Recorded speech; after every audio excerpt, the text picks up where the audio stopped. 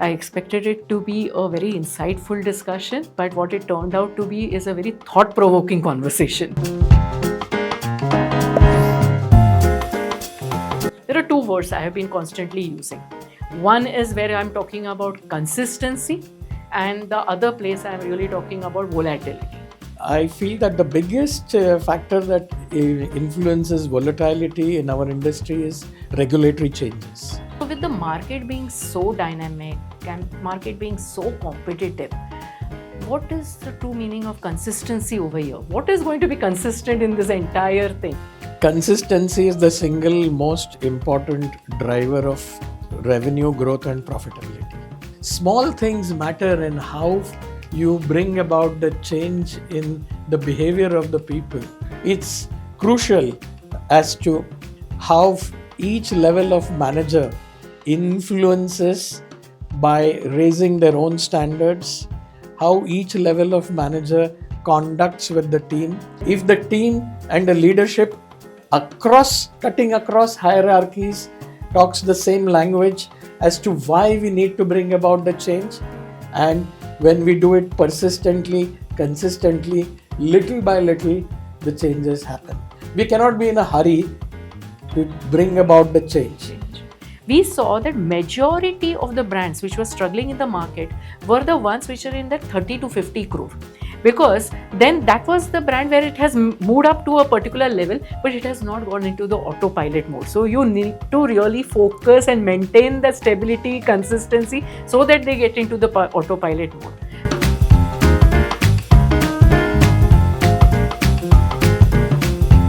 Hello friends, welcome to today's episode of Gregor's podcast series, Decoded by Dr. Rajashri. Once again, a sincere thank you for the tremendous support for this series. It has been really encouraging to see the engagements that have been sparked by our earlier conversations, whether it was digital transformation or leadership perspective on the growing role or the evolving role of commercial excellence function or the future readiness of the pharma industry. But today, we are going to focus on a very fascinating paradox in this industry. On one hand, we expect the organizations to constantly adapt to the change, whether it is new markets, new competition, new technologies. In fact, agility has become a prerequisite of success. But when we look at the organizations closely, when we see what has really built success for them, there we observe that the success has been built up on something opposite to what that agility that we are talking about. That success has been built on one thing which is called as consistency. Consistency in leadership, consistency in culture, consistency in execution. So how do companies really balance the seemingly opposite forces? How do they really react and maintain that stability across a dynamic ecosystem? And most importantly, whether data, technology, AI, does it even have a role to play in this balancing act? So to explore all this, the central theme for today's podcast is consistency in a volatile market. And to discuss this, I'm really delighted to have Mr. Aniruddha Khandewale, Group President of Aristo Pharmaceuticals. With a master's in pharmaceutical sciences and management from the most reputed institute like Jamnalal Bajaj, he represents a rare breed of leaders, someone who has risen from the ranks of marketing, which is quite rare in this pharma industry. With an experience of over 3 decades in the pharma industry, he has witnessed the evolution of the pharma while he helped build up one of the largest organizations in the Indian market, Aristo Pharmaceuticals. Known for his people centricity, known for his commercial strengths and exceptional field stability. On a personal note, I have had the privilege of interacting with him for the past probably 25 years, right from my initial days of presenting to the Aristo leadership team while in IMS, now IQVIA. One thing which I always admire about him is his ability to combine both forward thinking as well as simplicity and consistently balancing all the three P's, whether it is in terms of process, people, and performance.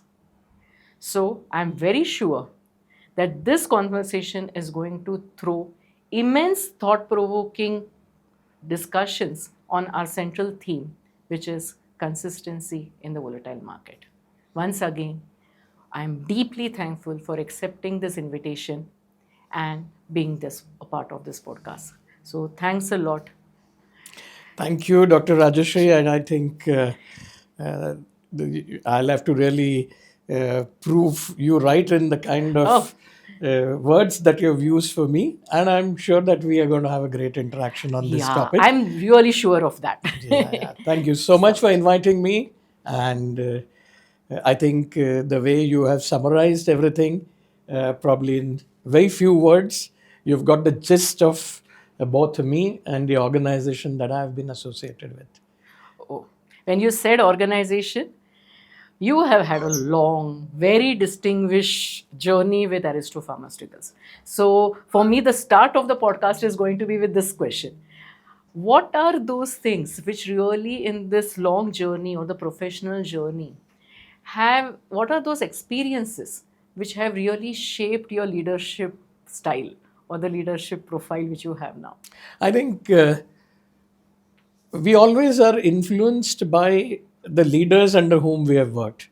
And I think what has shaped me is, of course, the leadership that my mentor, Mr. Mohan Motwani, who was the man behind Cipla, my foundational days in the industry, I have been mentored by Mr. Motwani. And I think that has influenced me. Here in Aristo, it was Mr. R.S. Gadgil, another legendary sales and marketing head of pharmaceutical companies. He has been one of my mentors once I joined Aristo. And I think these have been the leaders who have really influenced. And of course, your background, your own passion. I was very clear during my graduation in pharmacy as well as post-graduation that I would be pursuing a career in pharma marketing. Wow. So very early in my career, I had decided it. And I think, therefore, I found my area of passion over here. Oh, that's so nice. I have a sudden soft corner, as I said, being a fellow pharmacist. So, done my master's in pharmaceutical sciences. So, suddenly I'm seeing someone who is from the same field, which is also sometimes a rarity when it comes up to the leadership thing. But looking back, what are those milestones which you feel, which you have experienced in this journey, which is really helping you even to take the decisions today? I think the very first few years of mine in the industry, I consider myself really very lucky to have started off in Cipla at a time when Cipla was facing one of the severest union, the FMRI related issues. And as many would be aware of, Cipla had adopted a multimedia marketing strategy where all the field force was virtually grounded in many states, and Cipla was working on courier-based marketing and what was internally called as multimedia marketing. When the field force rebelled, Cipla took the way to reach out to doctors directly. And for me to be a part of the company at that point of time, when we reached out to doctors using multiple channels of promotion, primarily the courier-based marketing and then the telephonic connection of the sales managerial teams with the doctors, trying to reach out to the doctors at a time in the early 90s when couriers were not able to reach up to the doctors. Cipla innovated and Cipla built infrastructure through the stockist salesperson's network to ensure that doctors were exposed to the brands, to the promotion. One of the largest brand of the pharma industry, You will not believe it, Rajashri. Aerocot was launched by courier-based marketing directly to the doctors, and it is such a huge success. So the experience that I got in building the doctor master list for a courier-based marketing, the profiling of the doctors.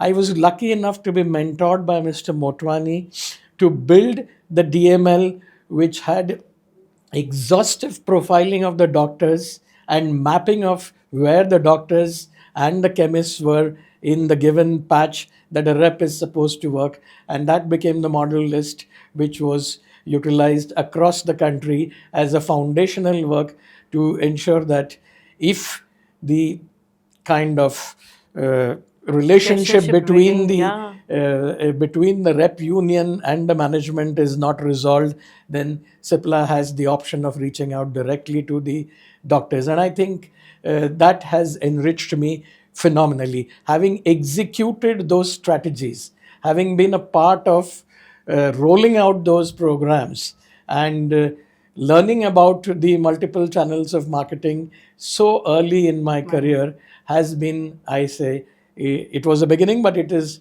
if you call it, the biggest turning point for me in Yeah. my career. We have just heard stories about this, that Cipla had taken up into courier and they had actually reached Yes, out. yes. Today, I'm feeling so very privileged that I'm hearing it from the person who has executed.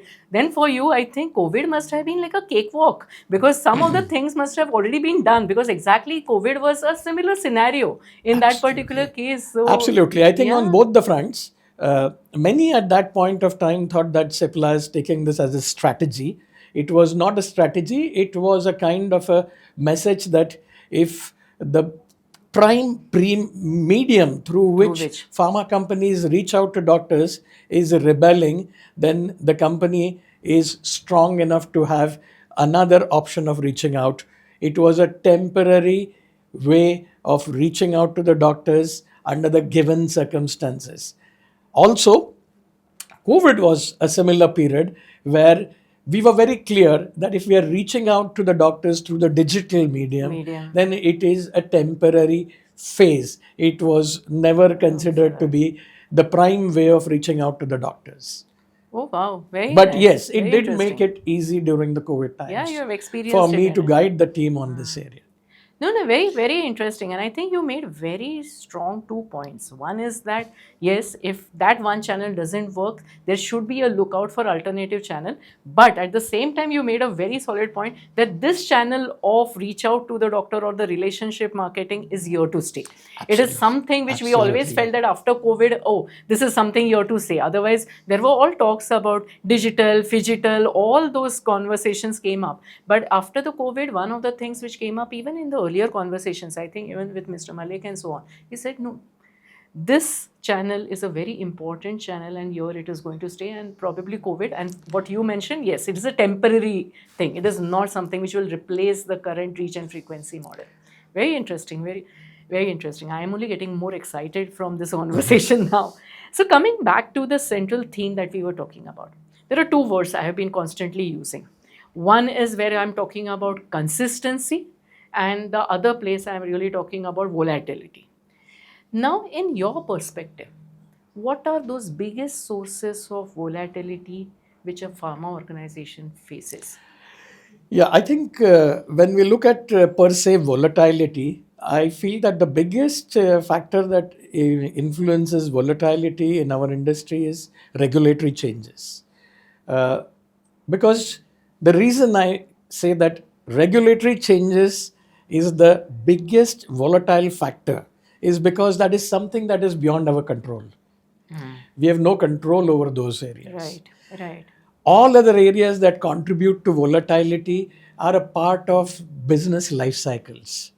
Volatility and change are the two words in business cycles which keep on coming and going. And I think, therefore, we have to be, as leaders, we have to know that there will be some or the other factors that will bring in the volatility. So let me take a little different perspective on this volatility. I feel that the word that I would like to use is that there are constraints today what you call as volatility, maybe the another way of looking at it is constraints. The constraints that today we have, which are influencing the business environment in pharma, or in a way making it volatile, other than regulation. Uh, Number one is the access to the doctors. It's a constraint. Okay. It's a constraint Okay. that is changing everything, because You're the saying more is it for difficult, the access or the time with the doctors? What is the both. Okay. Today, access to the doctors is the first big issue. Reaching out to the doctors, meeting the doctors. As you're aware, the pharma industry is today facing the challenge of reps reporting calls when they meet doctors while they get out of the car, True, true. while they're coming, walking from the car to the To the hospitals. hospital, yeah. These are not calls. These are not calls. This is not access. This is not even a fraction of a few seconds that they get with the doctors. So I think that is a challenge, and therefore today pharma industry is trying to build the engagement model and trying to build services and connecting with the doctors so that the engagement possibilities increase. And I think that is the biggest factor that is influencing.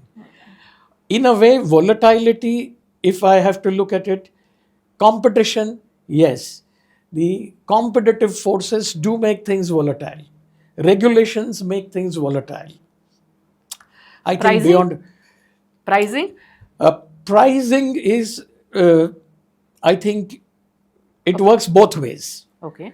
It works both ways today in the pharma industry. We have several examples of premium pricing versus price cuts. Yes. And I think what is more important is the process of brand building beyond the factors of the price.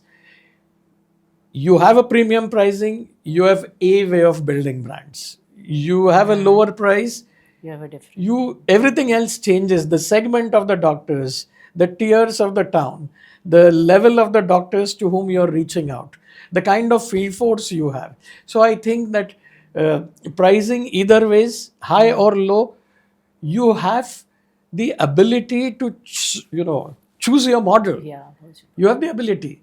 You can always go to the most premium doctors, Yes. have that kind of field structures who will be able to meet them, have those kind of programs where you can engage with them. Right. On the other hand, if I have a modest or a very low price, Competitive pricing. the competitive pricing, my model changes. True, true. The number of doctors to whom I have to, the kind of promotion that I do, everything changes. So I don't consider So pricing pricing as one as something that is contributing to the volatility. Very, very, very valid The point. volatility is there because of the volatility is coming in the market because of the technology. Right. The kind of technologies that are coming up are changing the behavior of the doctors. They're changing the way the industry and the doctors connect, the way the doctors are updating themselves, the kind of data and information that is flowing into the mobiles of the doctors, the kind of AI tools they have already started using. So I think technology becomes an important factor in bringing up the volatility in the way the business models need to adopt and change. No, sure. Because today, I think today's newspaper has it, where there has been a ban on the medical reps to meet up with the doctors in the central government hospitals. There is something which is being Yes. talked about over there. UCPMP is the buzzword in the industry, where we are really saying ki that is, or you form that as a part of the regulations also on. Yes. So that is changing over there. So obviously, that's what I said. The access. Access to the doctors in government medical college. There's already a notification by the central government to not to allow the medical reps in government hospitals. And I think it is a commentary on the way the pharmaceutical industry has created its own image, that the government has to take regulatory steps. And therefore, my point, I still consider regulations as the biggest factor that create the volatility even ahead of competition and pricing strategies. Sure, sure. Okay, the industry has overcome the era when pricing was bringing about dramatic changes in the fate of brands. Right. But I think today I see that both premium price brands as well as low price brands, depending upon the company, depending upon the model, which field force, what segments, you can make a success with both. Yeah, yeah, and I agreed with you because we always put it up. India is such a huge market that there is a market for everyone. So the Yes, point is that what choice you make that strategic choice to actually get yes, it implemented. So very well articulated from that side. But yeah, as I was saying, you mentioned about access, you mentioned about time with the doctor when it is coming up.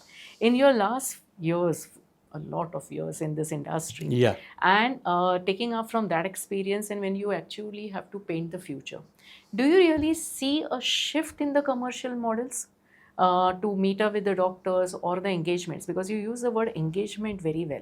So, are you really seeing some shifts? Because even in the last 30 years, the engagements would have changed as of now. And are they really going to Absolutely. change further in a different manner going forward? Yeah, absolutely. I think when we look at the kind of digital tech that is impacting our lives, not just the professions, general life, as well as especially the customer, the doctors. Today, AI is there in a very big way. Uh, what I see is that when I look at when we started our careers, maybe 3 decades ago, uh, you had the commercial aspects were far lower in composition of the business. It was more of delivery of science, Science. and the competition was much less. But as over the years, with the kind of capability that the pharma industry has, the regulations that the industry has, the level of competition, I call it a hyper competitive environment, which is resulting into commoditization. And as a result of that, today, uh, the operational effectiveness of a company needs to be very, very robust to survive in the Survive. current marketplace. And the commercial aspects have been not so significant in the 90s, but as we have moved into the 2000s and ahead, and as we are moving ahead, the kind of possibilities that the commercial data is being delivered to the professionals, to the sales and marketing field force, or even the way the data is impacting and the kind of information that is downloaded onto the doctors without the pharma Yes, industry's sir. presence in Involvement. Yeah. between Involvement. is going to significantly impact the future Of the of company. how we connect with the doctors and how pharma has to stay relevant with the doctors is the biggest question. It may not come in very soon, but it is going to evolve. And we don't know how fast those behavioral changes Changes. happen, but definitely we see that the way the pharma industry connects. There was a time when we had access to all the information. We were the ones who were able to educate the reps, and the reps were able to To deliver. deliver the science and the gist or the summaries of what is happening in the medical advances to the doctors before they attended their annual conferences. But today, that advantage, Yes. that service that we used to offer has vanished, it has So true. disappeared. The doctors are already, before the rep meets him in the morning, in his WhatsApp, he already has All the the information. updates, or he has faced a webinar the night previously to get all the updates. So I think that advantage has disappeared, and therefore connecting with the doctors meaningfully and staying relevant and offering either science on the product or therapy management has it's going to be very, very challenging. Challenging. And how you're going to really deliver it to the doctors, maintaining the equity of the company and the brands is something that we need to, as leaders, apply our minds. And not only that, to build the capability of the teams to face this kind of a Correct. scenario. I'm very But tempted to really ask you that question, but I'm going to park it because it is all to do with the role of the medical rep. Because we rightly put up by you, even when I started off in the pharma industry, the role of the medical rep was very clear in terms of trying to say, as what you said, that I have to impart the science and tell about the doctor. What is today's role of the medical rep? What is he really doing in that engagement is something which I'll park, but you can surely throw some light. Yes, I think the rep of the role of the medical rep is going to be the connector. He is going to be the face of the organization, connecting, directing all the engagement activities, and ensuring that he remains the face of the organization and the personal touch with the doctor.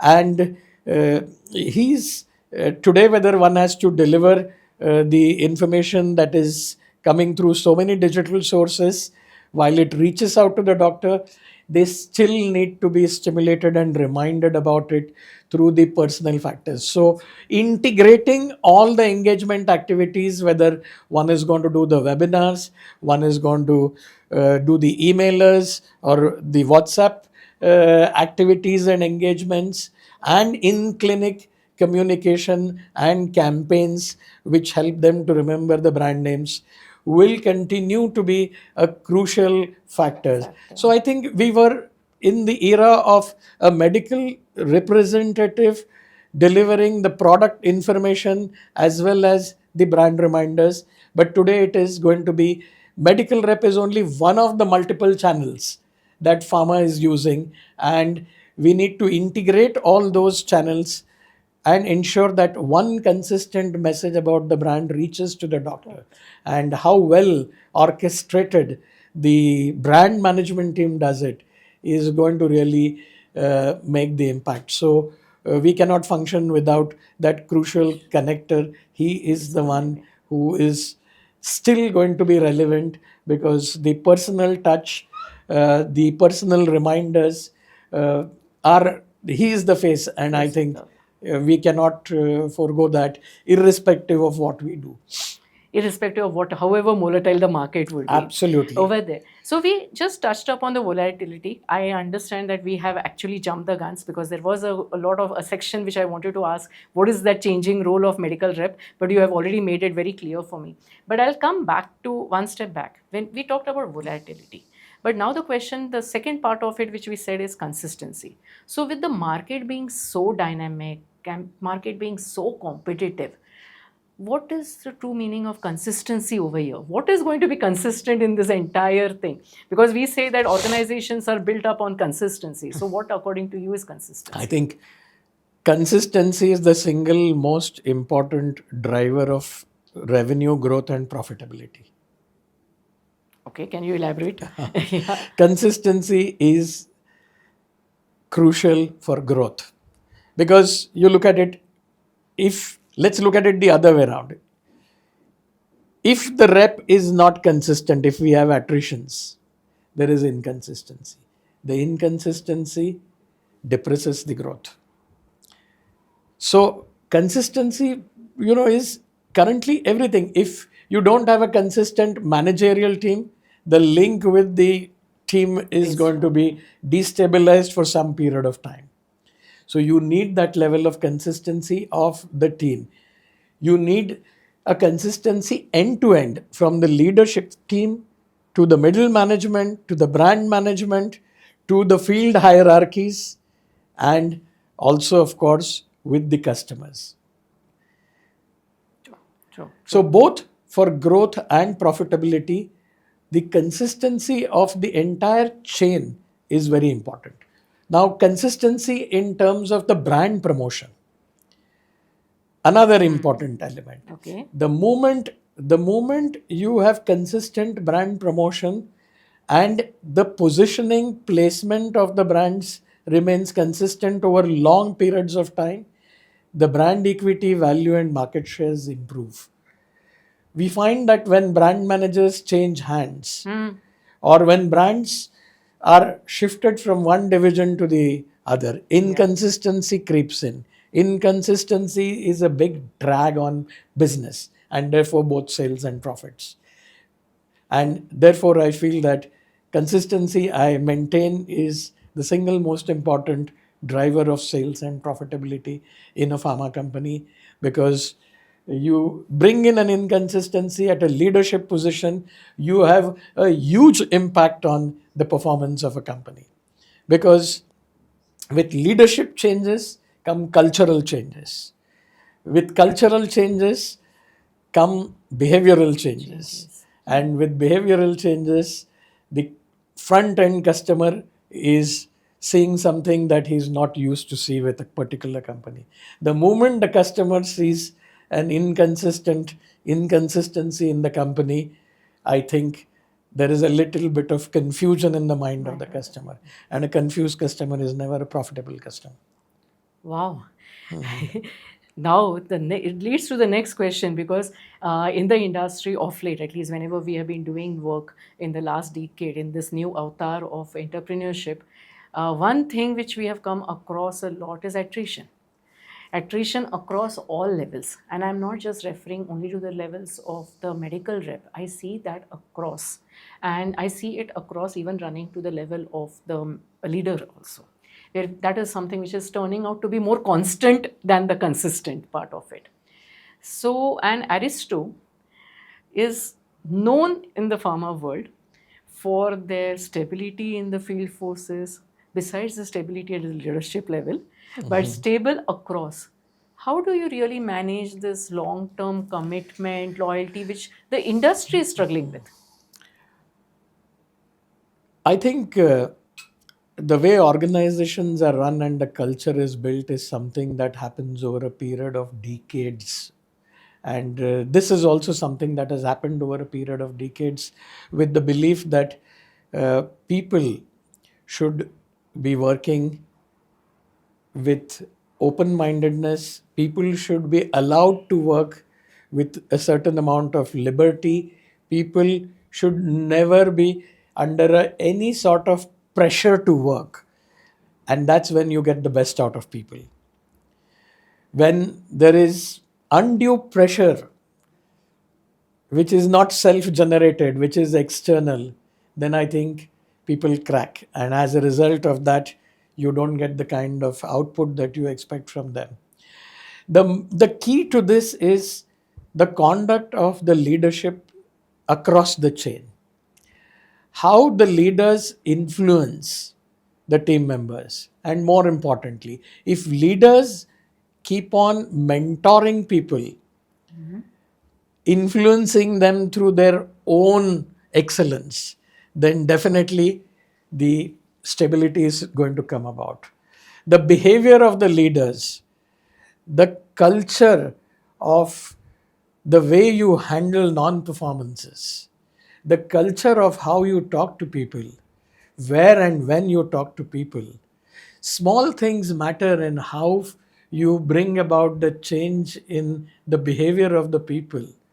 And I think being a little kind hearted to people, but being consistent in terms of demanding performance and behavioral changes is something that brings about the stability. Stability in the people. Yes. So it's crucial as to how each level of manager influences by raising their own standards, how each level of manager conducts with the team, the behavior and the culture of not being rude, not being harsh, but yet trying to ensure that you're mentoring someone to change the performance.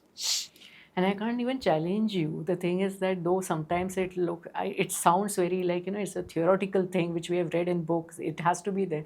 But you're a practical example, because you're a practical example where we can always talk about Aristo having the largest stability in terms of the field forces. So I can't even challenge it. So it is practically possible. Yeah, I'll add to it.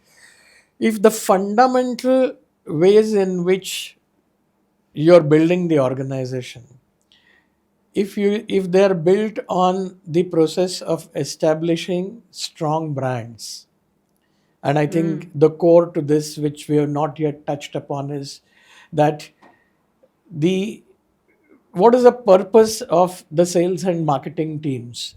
What is their passion? If it lies in creating brand leaders. And if an organization and a team is continuously working on creating brand leaders, and the leadership is designing the portfolios to ensure that a very high percentage of the contribution of the sales come from brands in leadership position.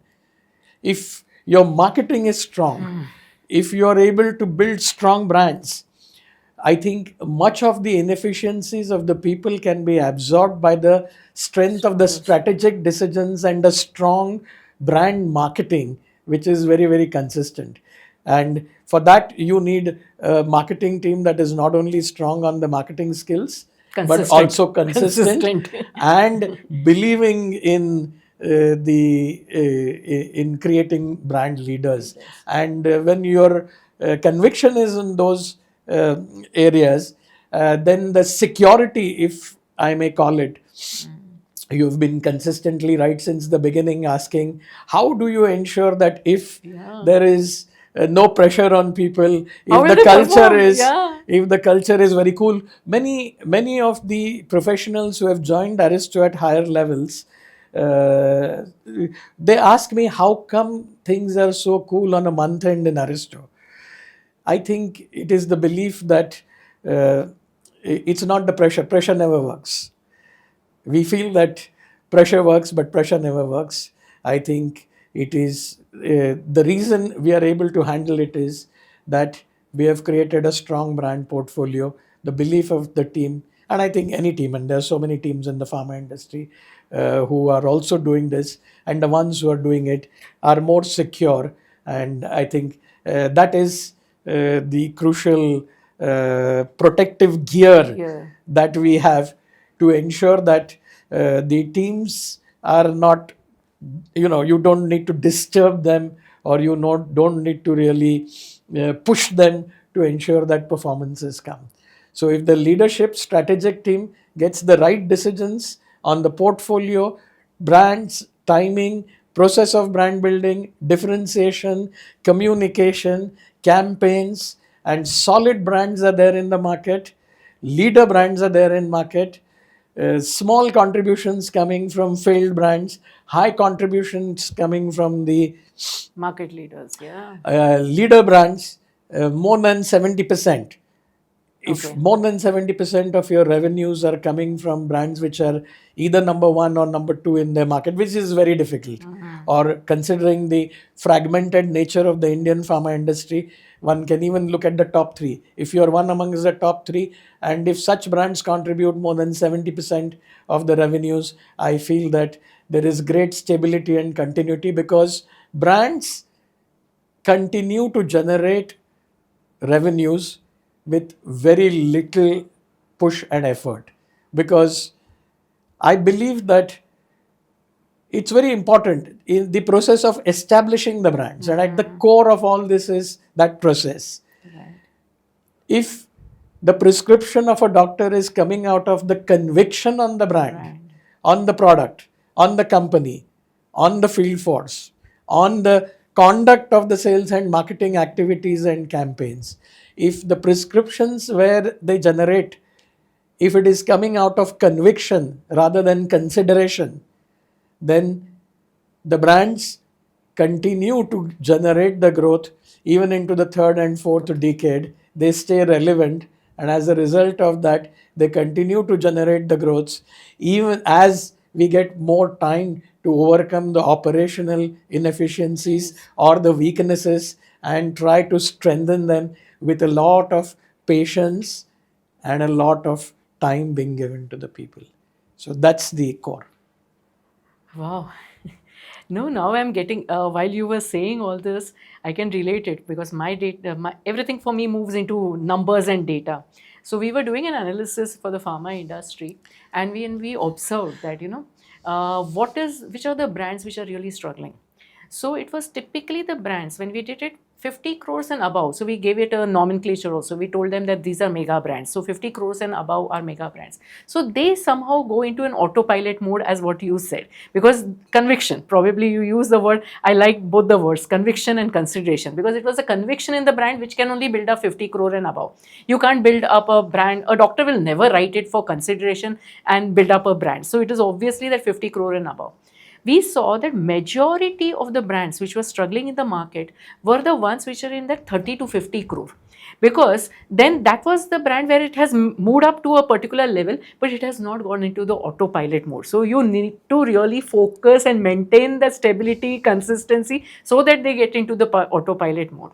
And I think you really articulated it in a very different manner. I think even how the leadership is ensuring that the product portfolios remain in the growth oriented markets, and how you have the vision about the molecules and the therapies to chase, to ensure that as the markets change, you are already prepared with brands which a large percentage of them, 50-60% of them, if they are in those growth markets, and they are the ones that you're focusing on. So I think it is about the vision of the managements, the leadership, to create those portfolios, to create those brand leaders, to have a team that is capable of doing all this, and to work towards that end. If all these things happen, then I think the people don't feel the pressure. When people don't feel the pressure, they give their best. When they give the best, they feel good. And I think when they feel good, they stay longer with you. You have been also, Aristo has also been one of the companies, and it would be my observation, one of the companies who have actually resisted in adding multiple divisions. In fact, for a long period of time, if I remember it right, you were operating with only 2 divisions.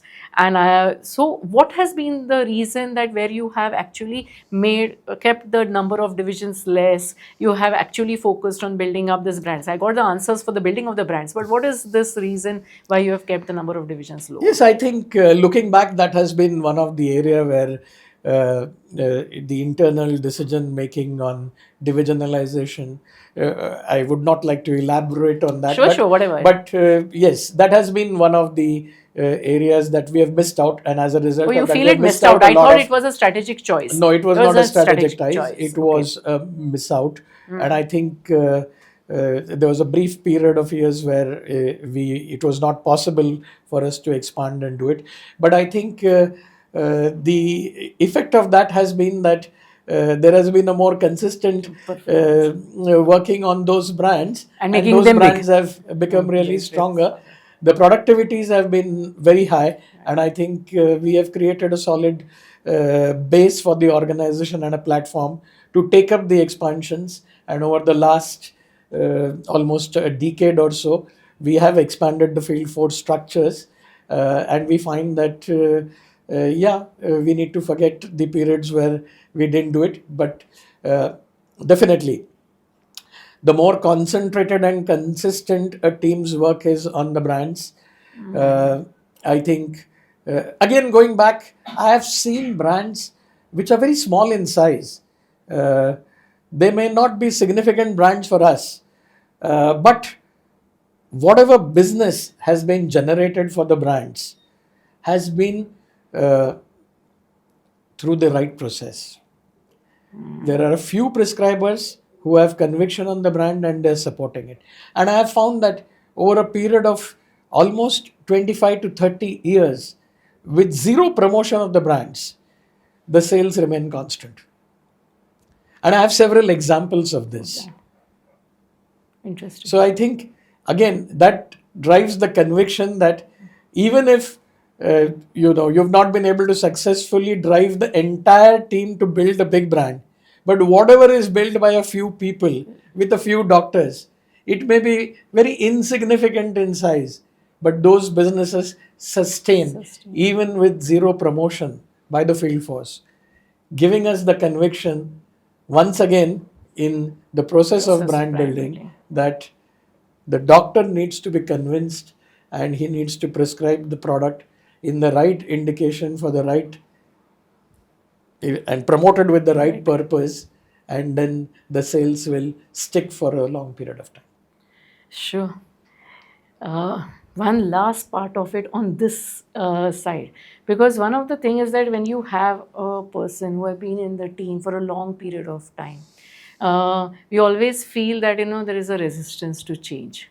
Now you have been dealing with very stable field forces and everything, and the environment around is completely changing, where we said that you have to adapt to new things, you have to do it. Then how do you really balance this out, where there's a resistance, there could be a resistance to change, and then you have to even adapt?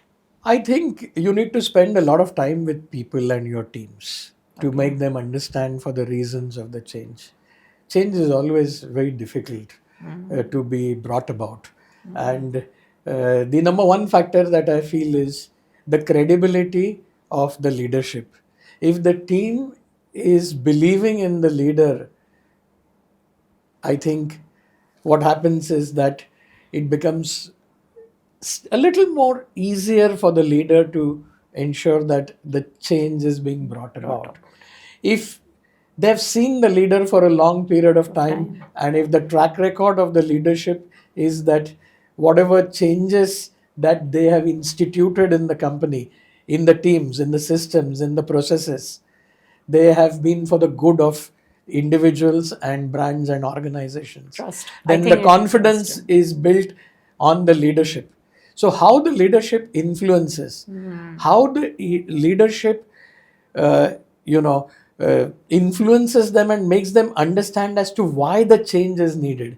If they understand the why behind it, if the team and the leadership cutting across hierarchies talks the same language as to why we need to bring about the change, and when we do it persistently, consistently, little by little, the changes happen. We cannot be in a hurry to bring about the change. And of course, we need to ensure that I've also learned that you don't need to change too many things. It's equally important what not to change. Oh, interesting. Yeah. It's equally important what not to change, what not to touch. And generally, what is helping you to bring about the businesses, if you don't touch it, it's good enough. Separating that, what is essential to be touched and what is not, what is the essential change and non-essential, is a matter of experience of the leadership and the reading of the leadership about the situation. One may go right, one may go wrong. The earlier you learn about it, the better. And I think therein comes your professional expertise of data analytics. Now that is exactly the topic I'm going to touch, because that open our eyes on where the leadership is going right and where it is going wrong. And I think tremendous contributions coming from that field. Sure. In fact, that is where it's a very selfish thing which I have to touch upon. I can't be away from data and analytics per se. But when it comes up to commercial excellence, because that is the term which is being used today in terms of analytics and so on, it typically revolves around coming up with dashboards, coming up with analytics, coming up with innovative ways of target setting, come up with different models, everything over there, and that is commercial excellence. Yes. Do you really see that changing over a period of time? Has this changed? Oh yes, absolutely. Okay. There is a phenomenal change with the level of Salesforce automation that is happening, the kind of automated data reports, the dashboards, the speed at which they are coming. Of course, it is now possible for us to deliver reports which are actionable. And I think that is the most important support that we want from the commercial excellence teams, to understand the role of each person in the hierarchy, whether it is sales or the product management teams, the brand management teams, and delivers those data points at the right frequency, pre-decided in the right formats, and in a way that the hierarchies are able to individually take action on it. And I think I consider the commercial excellence teams as the ones, they're like the enzymes who are going to really ensure that we move from A to B, because as it is said, we are today because of the decisions we made in the past, and we will be tomorrow what we are because of the decisions that we take today. And today, with commercial excellence, the kind of data points that we have, the kind of frequency at which they arrive, Right. the kind of formats in which they can be delivered, I think are crucial for every hierarchy to take those decisions at the right point of time. And I think those decisions determine our destiny. And therefore, understanding the roles and delivering those actionable reports and actionable analytics and kind of compel or force the leadership or the entire chain of managers to take the actions is a phenomenal support in terms of improving the operational effectiveness, efficiencies, and also the data makings. At the end of the day, the leaders have to be driven to take timely actions on the basis of the data. If those actions are not taken in a timely fashion, things will not change. But again, one needs to really, when it comes to all this, at the end of the day, how the leaders join the dots from the data and create the picture is something that is, at the end of the day, the wisdom of leadership on data. And I think, True. but without the raw material, we cannot paint those pictures, we cannot paint those scenarios, we cannot take those decisions. And the more data points that come into the leadership, the better the decision making is likely to be. And I think it serves a great purpose. And we are increasingly, quarter after quarter, year after year, we are getting newer and newer models and more insights from those data. And I think it's so very important for driving businesses. It's I would put it up in this manner, like, if I have to just say, what is your wish list for the future from the commercial excellence team, what it would be? Because you have answered, you have really answered most of my questions in saying, yes, analytics is important, but what is that wish list which you're looking out for? Actually, the wish list is a little challenging for the environment. You can be critical as well, but no, it's not a question of critical. I think if the wish list or the dream is that I get a tertiary level data, I get a secondary level data as far as the trade channels are concerned. I get the headquarter wise data as far as prescriptions are. How to capture and get those data is actually the wish list. And I think otherwise, more or less, my wish list is how the commercial excellence team understands the roles, responsibilities, and the pain points of managers at different hierarchies. How you read what are their pain points and how you decipher what they need at what point of time. And pulling out those data points and reports. We say know your customer. The commercial excellence team needs to know their client, who is their internal client, and what are their roles and responsibilities and pain points. That understanding and kind of digging those data and putting them in the right formats and throwing it at them at the right frequencies is a wish list.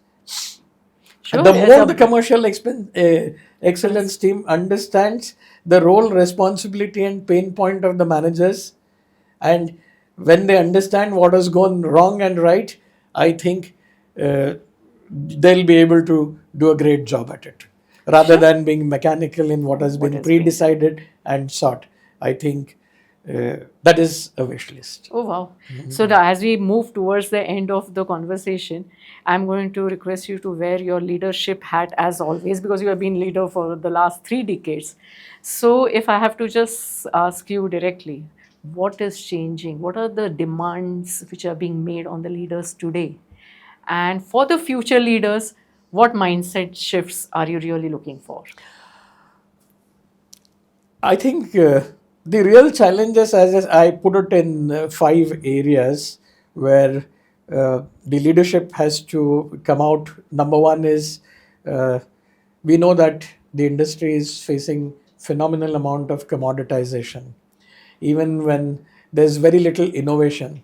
So I think the number one is product differentiation and innovation that the leadership needs to build for today and for the future. That is the number one demanding role of the leadership in a current pharma company, and that has been the missing part.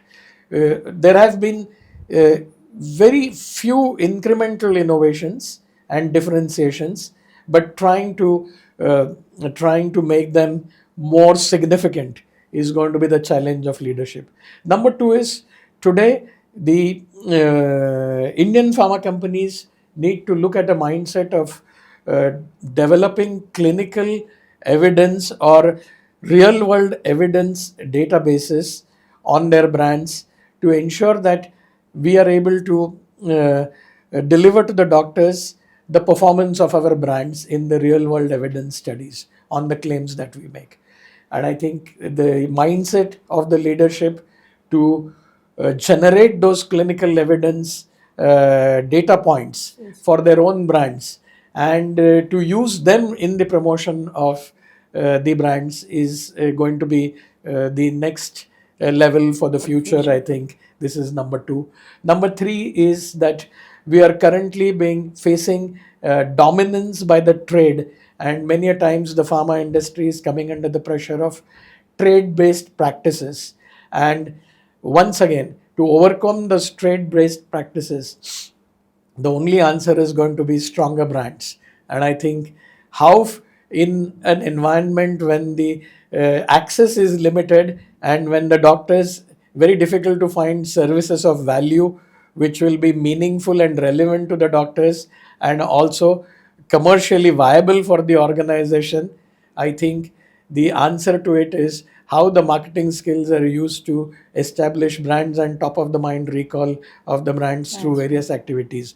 How they marshal all the resources and ensure that at the end of the day, the brands are more productive and the brands acquire market share with more innovative thinking and with more innovative campaigns and more innovative use of media, resulting into better productivities and reducing the promotional expenses and increasing the market shares. That's the big challenge as the scenario is changing. And what can do it is the capability of the marketing teams to innovate, design, and their ability of the leadership, the sales leadership, to influence people, to understand the why and execute it. If these two are married in an organization, I think the future is likely to be more secure. Oh, as was expected, to be honest. I expected it to be a very insightful discussion, but what it turned out to be is a very thought-provoking conversation. To be honest, you've given us so much as food for thought, what it should be. And one thing which came up, so if I have to really try to summarize, we spoke about a lot of topics, but what I would take home as a message which is coming up is in saying that you very clearly put it up in saying business models are going to change, competition is going to keep on changing, technologies are going to be evolving, so dynamism in the environment is going to stay. But what is also going to stay is that the foundations of the success are going to remain constant. And what came up very glaringly, to be honest, was the requirement of a strong leadership, a consistent leadership, if I have to really say. What is coming up very, very strongly is in terms of trying to say your people centricity. And when I'm saying people centricity, it is your internal employees part of it. You also touched upon something which came up during the conversation was in saying the disciplined execution, the buy-in which you want to get from the people so that they start believing that this is the way of it. So that leadership and the buy-in from the customer relationship, that particular part of it really came up very strongly. And last but not the least, I think one of the points which I'm really taking away is that, that long-term commitment towards that brand building is something which came up very strongly during that. And I think that is the foundation of the success.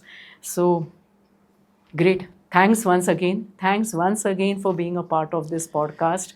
It has been an eye-opener for me in multiple aspects. and it couldn't have been any better. So obviously you were the first one whom I thought about that should throw light on this topic, which was consistency in the volatile market. I'm really, really very thankful for sharing your experiences with us. I think to close it up, I think one of the consistent principles on which I have seen across my career, that whenever we are true to the cause and when our intent is right, and when our purpose is right, I think everything else falls in place. And I think that is the message, that stay true to the cause, stay the course, doesn't matter what kind of volatility in the market, stay calm, and I think things will emerge. Thank you so much. And thanks to all our listeners to be always a part of this podcast. I would just say while signing off, stay curious, stay informed, and keep on decoding what is going to be the future of healthcare and pharma as we get yet another distinguished guest for the next podcast on a very interesting session. Thank you once again. Thanks a lot. Thank you, Dr. Rajashri.